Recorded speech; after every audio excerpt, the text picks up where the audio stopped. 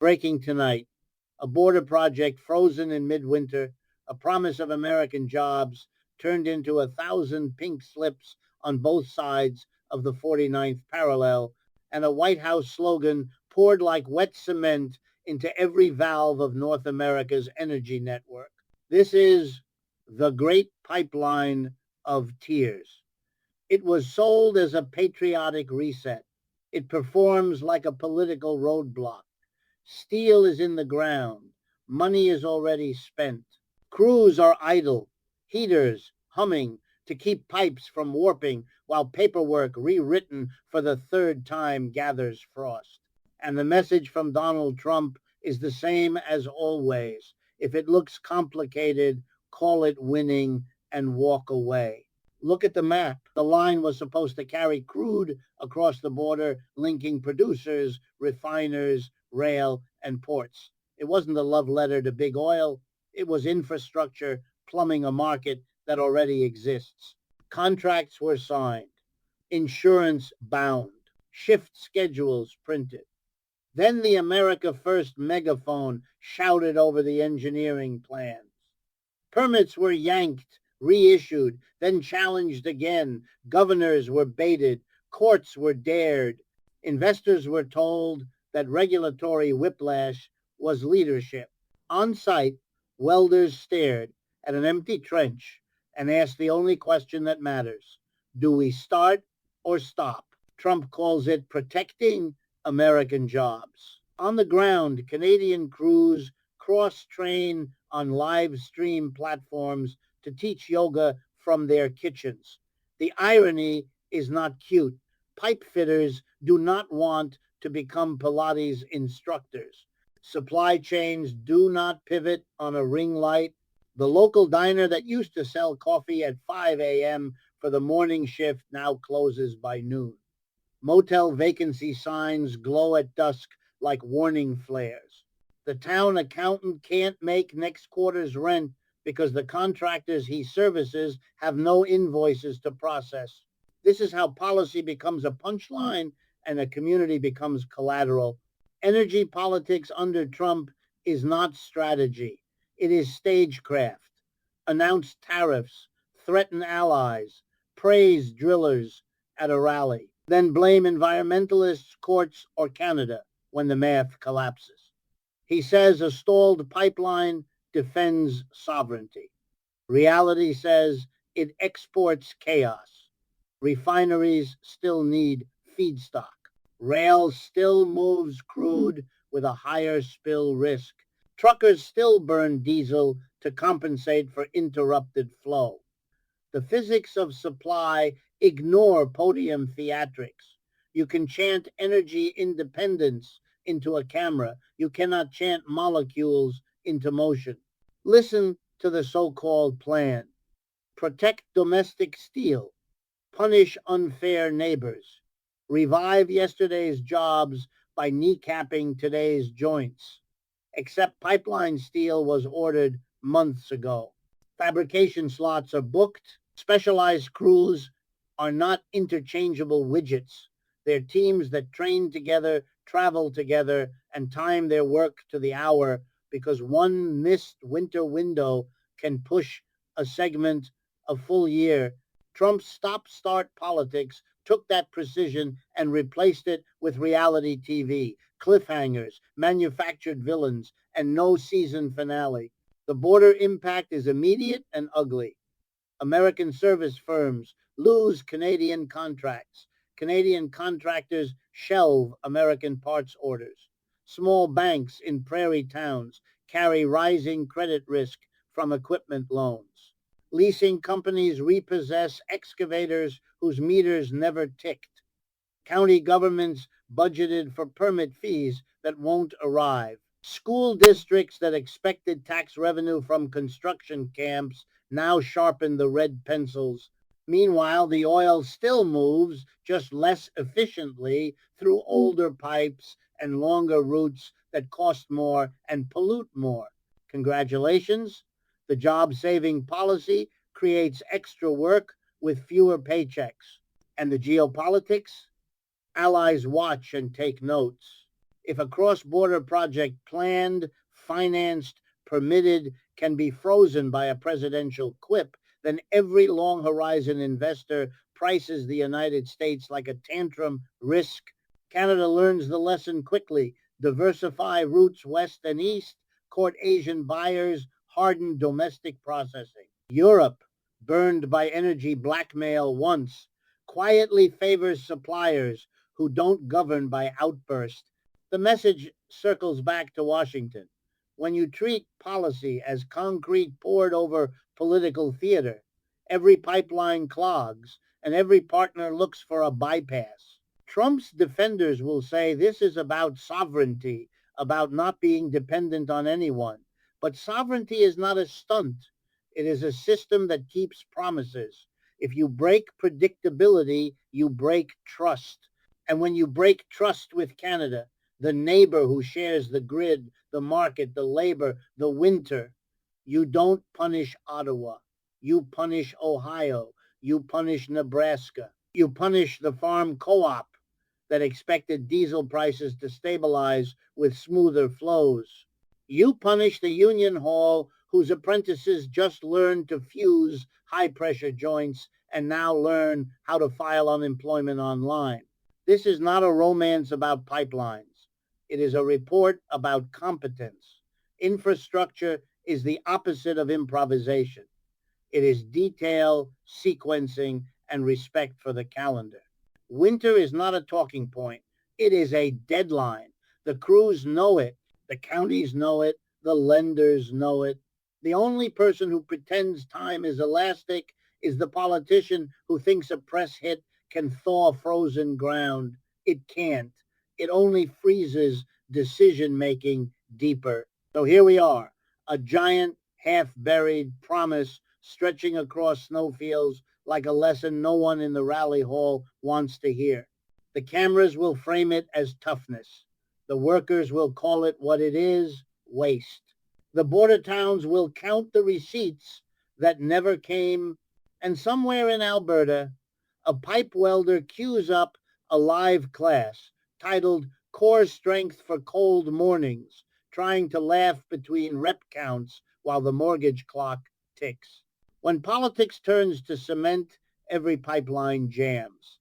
And when leadership mistakes headlines for hydraulics, the tears run faster than the oil ever will. Here's the cost that never shows up at the rally. Idle capital, hot money, cold hands. When a cross-border line stalls in winter, the meter doesn't stop. Compressors sit under tarps, accruing storage fees. Insurance policies bill for non-operational risk.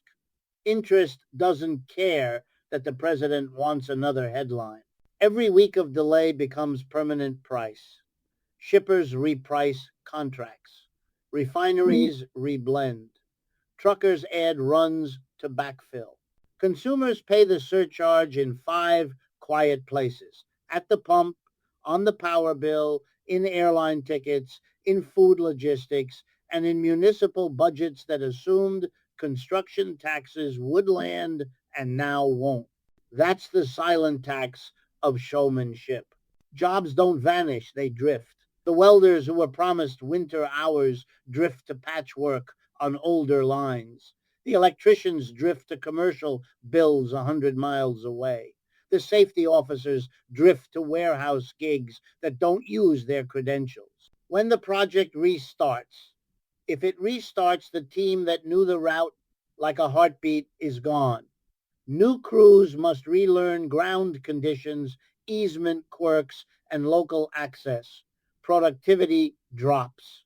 Accident risk rises. It's the opposite of efficiency and the exact definition of policy-created waste. Unions notice. They are not fooled by podium choreography. A stop-start directive burns through cash reserves at the hall. Apprenticeships slow. Certification courses go half empty because nobody wants to pay for a credential that politics can freeze overnight. And when union reps ask for predictability, they're told to clap louder for sovereignty. That's not economics. That's a loyalty test dressed up as strategy. The irony is brutal. The president, who brands himself pro-worker, governs like a volatility index. Then there's the safety argument, weaponized against the project when convenient and ignored when the cameras move on. Pipelines aren't perfect, but moving the same volume by rail and truck is statistically dirtier, riskier, and louder through small towns that never signed up to be way stations for improvised policy. You can see it after a stall. More tank cars snake through crossings at dawn. More semis grind up the grade outside the elementary school. More brake dust, more horn blasts, more near misses. Congestion is now a policy choice. Local government sits at the collision.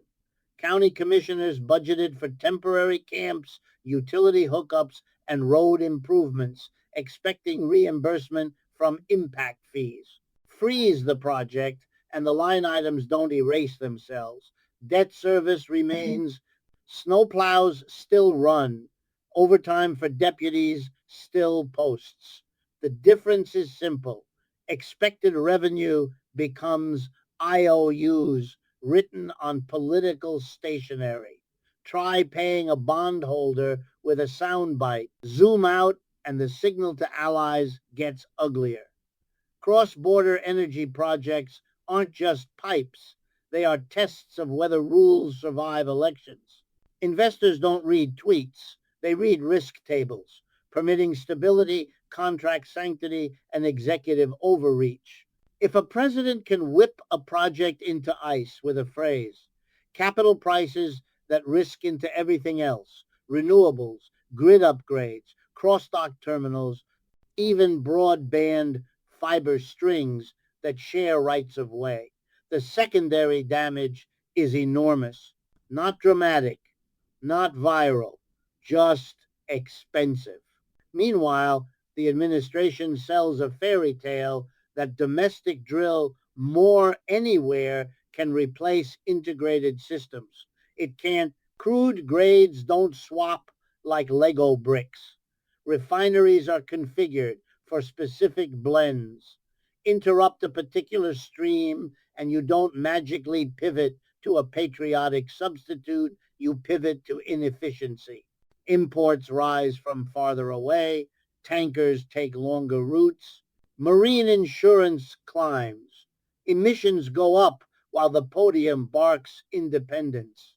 It's physics and finance versus posturing and applause. Communities along the corridor learn a hard lesson about time. Winter windows are real. Soil moisture is real. Migratory restrictions are real. Compliance calendars are not woke inventions.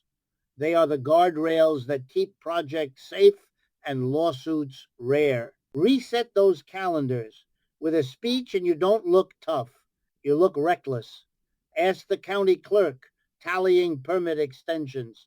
Ask the tribal liaison trying to keep consultation on schedule and respectful.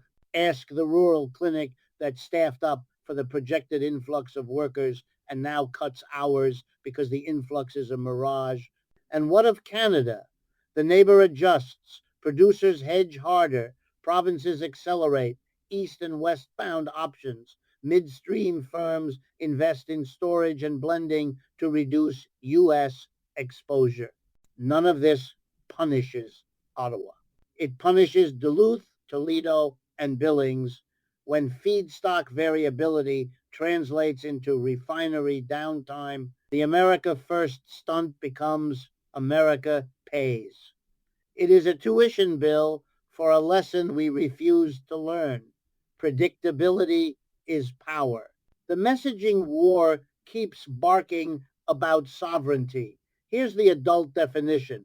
Sovereignty is the capacity to plan long, execute clean, and keep your word to partners and citizens alike. It is not a rally chant. It is boring competence permits processed on time, statutes followed, objections heard, mitigation funded, schedules kept. The crews in snow-crusted high-vis jackets respect that kind of sovereignty. They do not respect roulette, So count the receipts, increased transport premia baked into delivered crude, higher working capital needs for refiners, elevated reserve margins on the grid because dispatchable supply is shakier. Municipal bonds nudged upward for regulatory uncertainty. Union halls carrying deficits through spring, and a pipeline half welded under the prairie, now a monument to a president who confuses interruption with leadership. The camera angle is dramatic, the economics are dull and damning. We return to the scene, a winter sun, low and unforgiving, a line of steel, capped like a row of muted horns. A foreman reading the latest directive on his phone and shaking his head because the ground will be lost by March, and everyone knows it except the man with the microphone. Protecting American jobs, the caption insists. In the background, a Canadian pipe fitter angles a laptop toward a patch of weak light and counts down to a live class called Balance for Beginners. Balanced is the one thing this policy will never be. Not for workers, not for counties, not for allies, not for markets. Policy is not concrete. It should not harden on command and crack in the cold. It should flex like good engineering, absorb shock like a well-built joint, and move product safely, affordably, predictably. Instead, we get the opposite. Rigidity sold as strength, chaos sold as courage.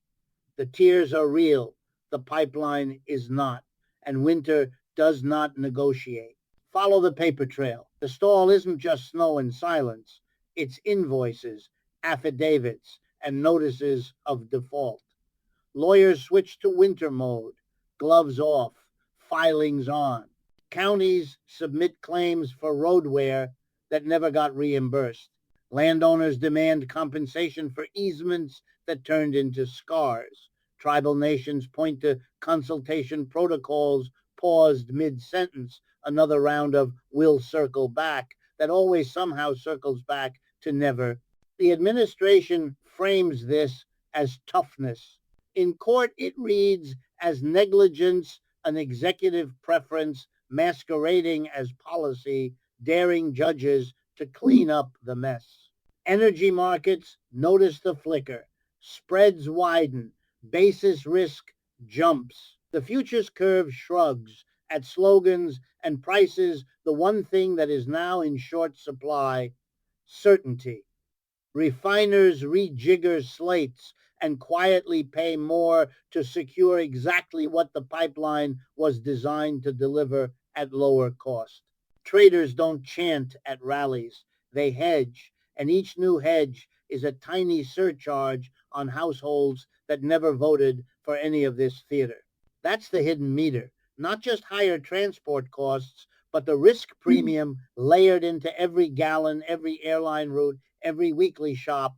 Then comes the regulatory whiplash.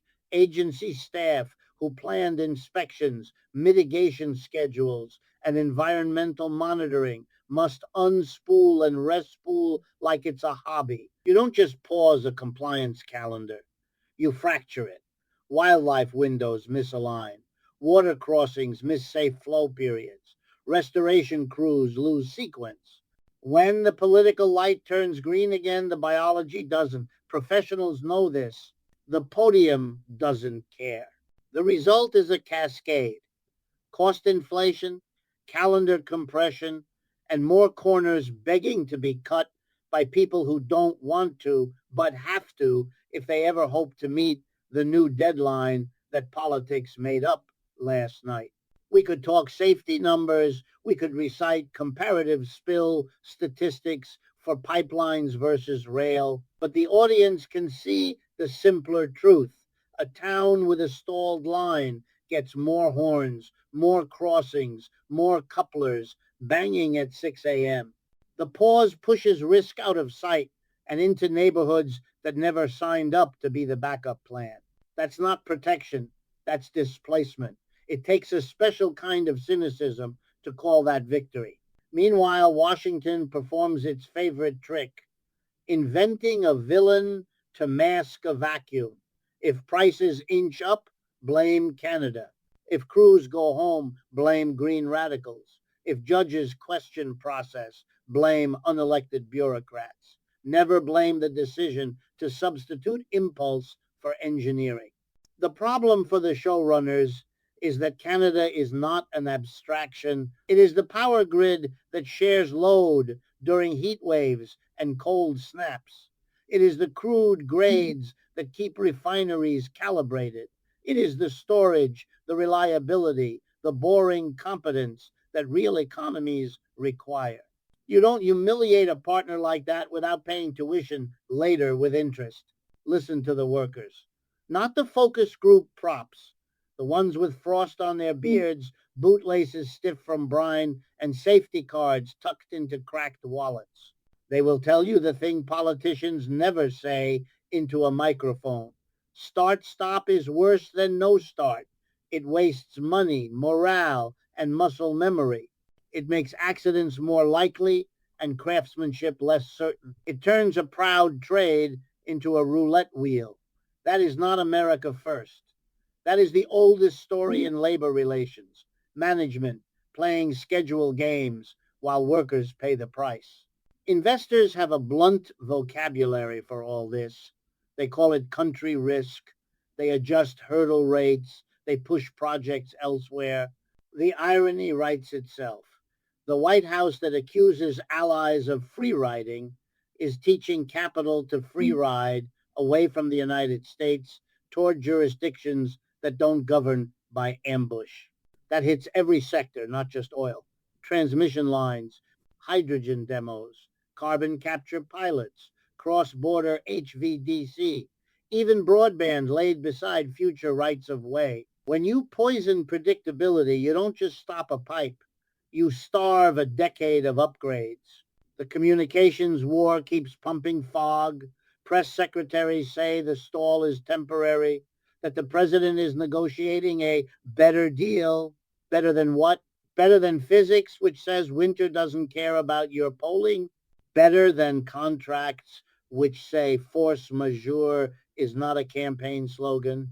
Better than safety, which says you can't compress a year's work into 6 panicked months without losing something quality, margins, or both?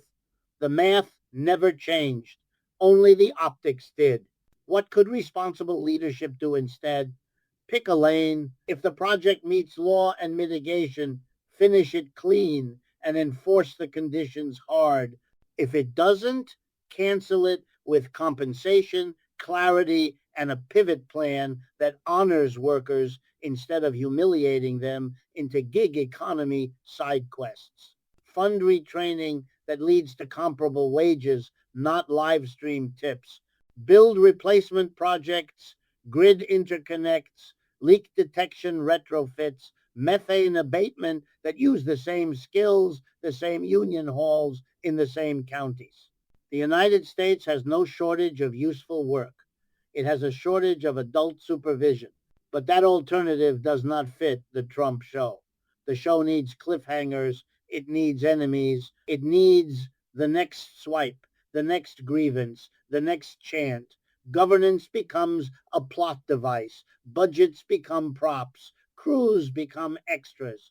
And a continent-spanning system too intricate to improvise, too important to cheapen, becomes another set on which to stage manage applause. The cost is not just dollars, it is confidence. Once lost, it leaks out of everything: payrolls, purchase orders, power flows, and alliances. Return to the snow line. The camera pans. Steel capped and inert, survey flags flapping in a wind that does not care about slogans. A lone pickup idles against the cold, cab warm, paperwork colder. The foreman signs off for the day because there is nothing left to schedule until a man with a microphone remembers that reality isn't optional. In a garage across the border, a pipe welder props a phone on a toolbox and cues a live stream. Strength and stability, week 3. Strength is what the workers have. Stability is what the policy refuses to provide. That is the headline. That is the harm. When politics turns into cement, pipelines don't just clog. Everything does: permits, paychecks, trust. And the longer the freeze, the more the thaw will flood. Not because markets are mean, but because they are mechanical. Break the mechanisms long enough and you aren't leading, you're vandalizing, the winter will end, the invoices won't, and the great pipeline of tears will remain exactly what it is tonight: a monument to a presidency that mistook disruption for design and left the continent to foot the bill. Let's talk downstream. Not the photo op with hard hats, but the chain you pay every day. A stalled cross-border line ricochets into fertilizer, feedstocks, petrochemicals, aviation fuel, asphalt. The refinery slate shifts. Naphtha gets tight. Jet fuel schedules kink. A city's spring paving plan slips because the bitumen allotment shrank after the rail cars were reassigned to cover what the pipeline should have delivered. That's a pothole tax. It doesn't show up on cable hits. It shows up in torn tires and municipal overtime. Farm country feels it next. Diesel premia creep higher into planting season. Co-ops hedge late and pay more. Grain elevators adjust basis because trucking lanes are jammed with crude runs. A winter pause becomes a spring squeeze, and by harvest the damage is invisible but embedded in margins that don't recover. The White House calls this leverage. Farmers call it a bill. Airlines know the drill. When the supply chain jitters, they extend fuel tenders, stretch swaps, carry more cushion. Each layer of caution is a cost. You don't see it on a press podium. You see it when a regional carrier trims frequencies into smaller cities because the margins are now paper thin. The official line blames demand. The spreadsheet blames risk invented in Washington. Meanwhile, union halls do math. The pipeline of jobs they sold members on wasn't just welders. It was inspectors, medics, crane operators, cooks, utility hands, snow crews, graders. A winter campaign stop flips the switch, and the ecosystem that supports a modern project collapses into odd jobs and online side hustles. The insult isn't ideological, it's practical. Leadership told skilled people to trade a living wage for live stream tips. That's not policy, that's contempt. Canada adjusts with arithmetic, not anger. Storage caverns fill, blending ratios tweak. Rail loading ramps hum at dawn, costlier and dirtier than what the pipeline would have done cleanly. Provinces reroute ambition toward ports and buyers less allergic to boring, predictable governance. Their message is not a threat, it's a plan. Build resilience away from a partner who governs by ambush. This is how America First feeds a quiet Canada First, Europe secure, Asia hedged. The world doesn't boycott us, it bypasses us. Environmental truth cuts across the spin.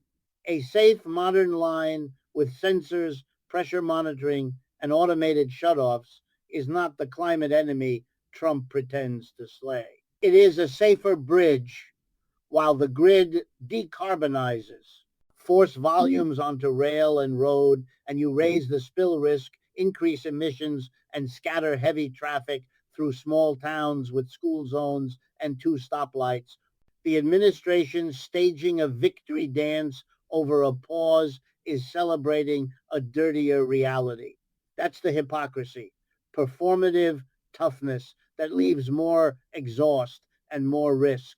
Regulators who actually care about mitigation see the train wreck.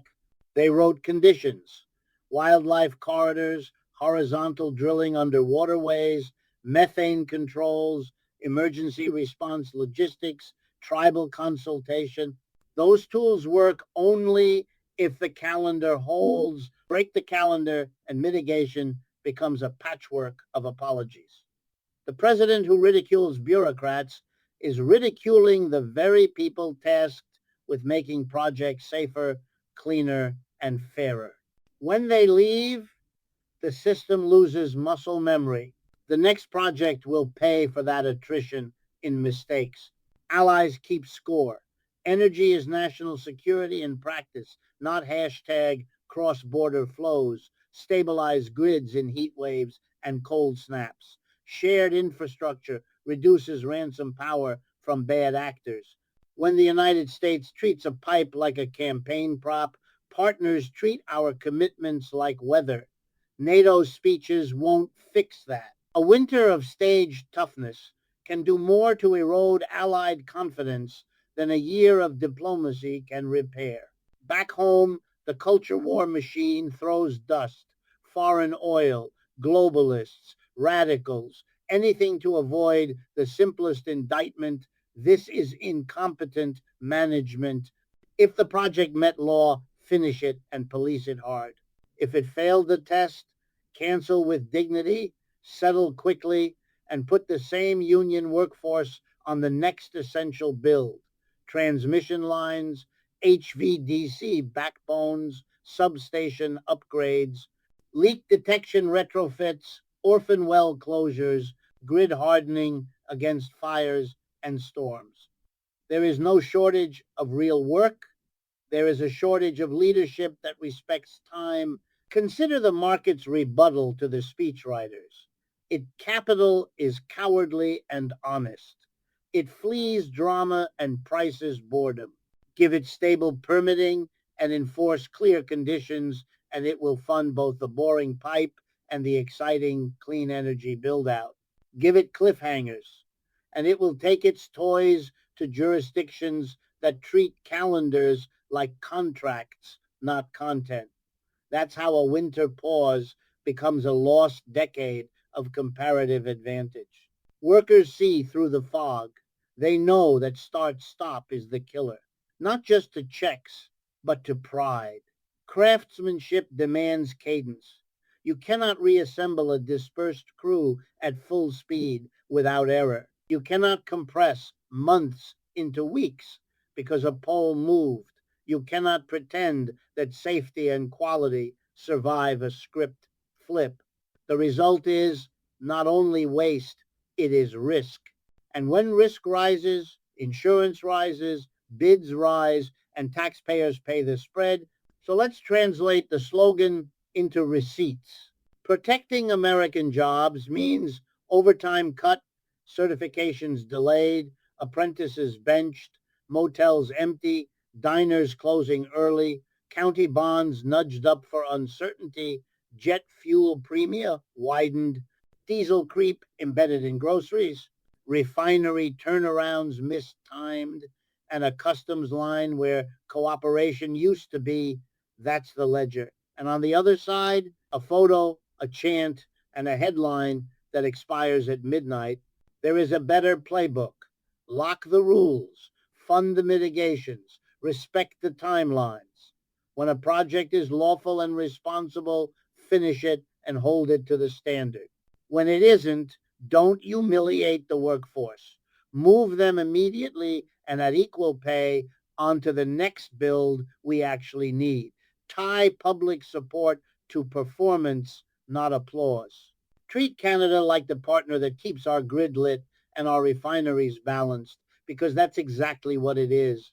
That's not softness, that's strength that lasts longer than a rally. Until then, the great pipeline of tears is not a metaphor. It is equipment under tarp. It is a twin axle idling at a grade crossing while tank cars pass through town at breakfast. It is a union hall with lights on and no hours to assign. It is a county spreadsheet with holes where impact fees should be. And it is a welder on camera counting out hole 2, 3 for an online class to make a mortgage that politics turned into a dare. This isn't sovereignty. It's vandalism with a flag. Look closely at the win the White House keeps advertising. It is a short video clip, flags, hard hats, a podium, a boast. The camera never pans to the ledger.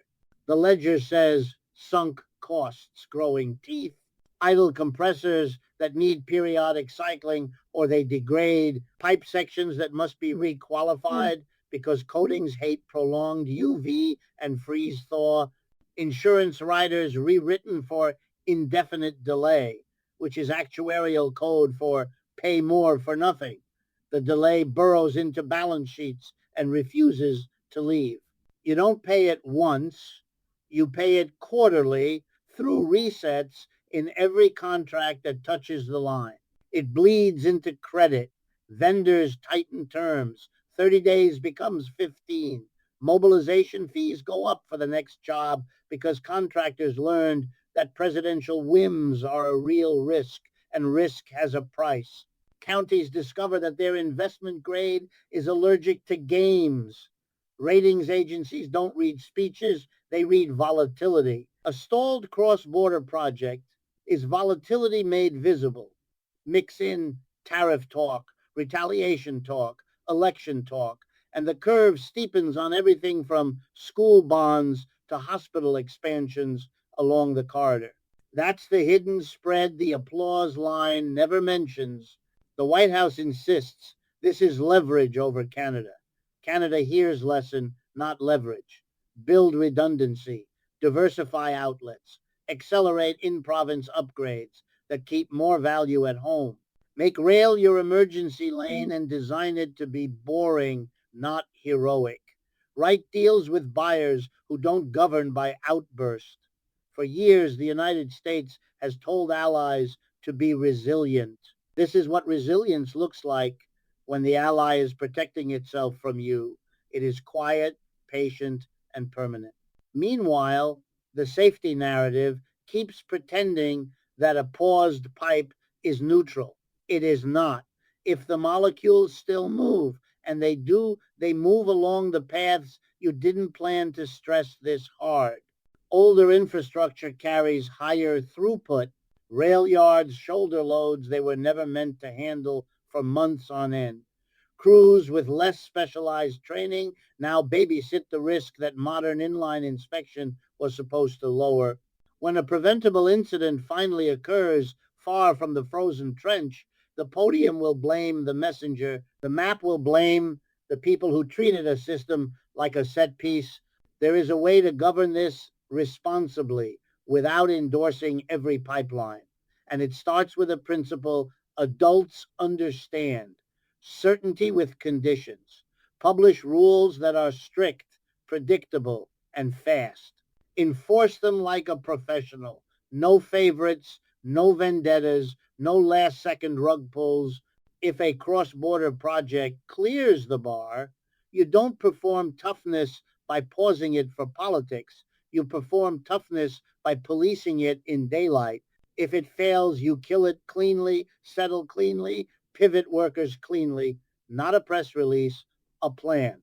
In the Trump era, the plan is the enemy because the plan requires discipline. Workers know the difference instantly.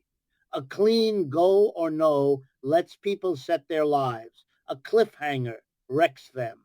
Apprentices can't plan credentials. Crews can't plan moves. Families can't plan school years. Union halls can't plan intakes.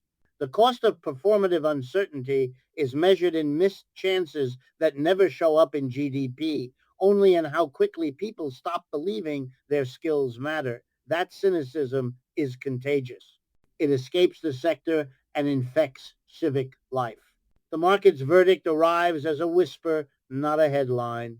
A multinational quietly locates its next midstream control center in a province that treats calendars as law. A pension fund re-weights out of American regulated assets because policy risk feels unpriced.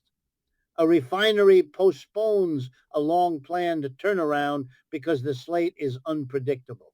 A transmission developer removes a U.S. intertie from its 10-year plan and tells investors it will revisit when permitting is rational. None of those decisions